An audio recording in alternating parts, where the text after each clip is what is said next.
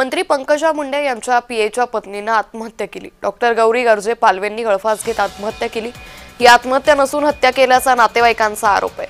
अनंत गर्जे असं पंकजा मुंडेंच्या पीएचं नाव आहे। वरळी पोलीस ठाण्यात अनंत गर्जेसह तिघांवर गुन्हा दाखल करण्यात आलाय। गौरीच्या वडिलांचा नायर रुग्णालयाला विनंती अर्ज आहे। शवविच्छेदन ऑन कॅमेरा करण्याची मागणी करण्यात आली आहे। वरळीतील राहत्या घरी गळफास घेण्यात आला। घटनेवेळी मी घरात नव्हतो असं अनंत गर्जेने म्हटलेलं आहे। वरळी पोलीस ठाण्यात अनंत गर्जेसह तिघांवर गुन्हा दाखल करण्यात आलेला आहे।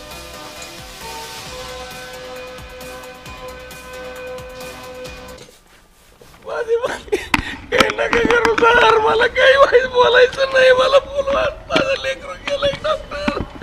2 मिनिटं सोडा।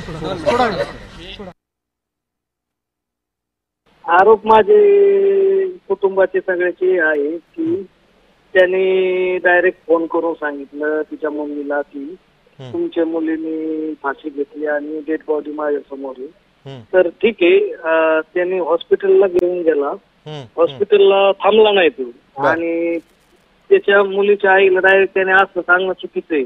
त्यांनी त्याचा जर काही दोष नसता तर त्यांनी सांगणं काम होतं की आमच्या टोकाचे भांडणं झाले, तुम्ही बिघडून या आणि इथं आपण बोलू। ते डेट झाली ते ठीक आहे, पण तिला डायरेक्ट सांगितले आणि हॉस्पिटलमध्ये थांबला नाही, कुठं नातेवाईकात आला नाही। या घटनेवरून अनेक आरोप प्रत्यारोप केले जात आहेत, पाहूयात।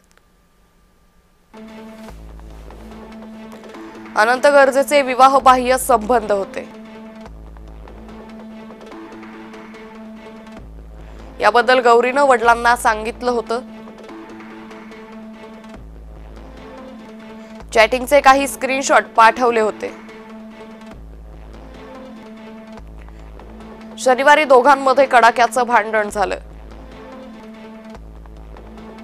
आत्महत्येवेळी अनंत गर्जे घरात होता।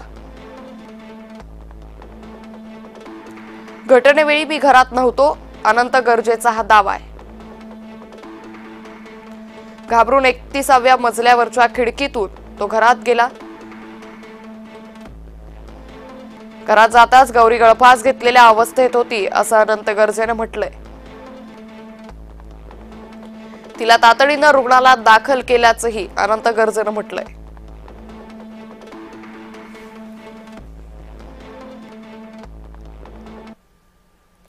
डॉक्टर गौरी ही आत्महत्या करणारी मुलगी नव्हती। सामाजिक कार्यकर्त्या अंजली दमानिया या आक्रमक झाल्यात। तर काल त्यांनी वरळी पोलीस ठाण्यामध्ये स्वतः जात या सगळ्या प्रकरणाची चौकशी केली। यावेळी डॉक्टर गौरी ही आत्महत्या करणारी मुलगी नव्हती असं त्या म्हणाल्या। साधी म्हणजे खूप साधी होती, पण ती खूप स्ट्रॉंग होती। आत्महत्या करेल अशी बिलकुल ती मुलगी नव्हती। आत्महत्या करण्यास प्रवृत्त केलं, असा जरी केला असेल तरी तो FIR जो आहे तर त्यांचं असं म्हणणं आहे की आता याच्यानंतर पोस्टमॉर्टम होईल आणि त्याच्यात जर कळलं की ती घात झाला असेल तर आम्हाला तो ताबडतोब आम्ही सप्लिमेंटरी FIR करून 302चा गुन्हा करू असं त्यांनी आता आश्वासन दिलंय। याचं उत्तर तुम्ही आता माननीय मुख्यमंत्र्यांनाच भेटून आलाय का, त्यांनाच विचारायला लागेल, कारण का गृहमंत्र्यांकडूनच आपल्याला उत्तर मिळेल याचं। कारण का ही घटना जर झाली असेल तर त्याची इन्क्वायरी होईल, त्या इन्क्वायरीतूनच कळेल आपल्याला नक्की काय झालंय ते। गौरी आत्महत्या प्रकरणी पंकजा मुंडे यांनी स्पष्टीकरण दिलंय। ते स्पष्टीकरण नेमकं काय पाहूया। घटना माझ्यासाठी खूप धक्कादायक आहे, मनाला सुन्न करणारी घटना आहे। वैयक्तिक जीवनात काय चालू असतं हे अनाकलनीय आहे। गौरीच्या वडिलांशी बोलले ते दुःखात आहेत। मलाही अस्वस्थ वाटतंय। पोलिसांनी कसूर न ठेवता तपास करावा, पोलिसांना तसं मी सांगितलंय।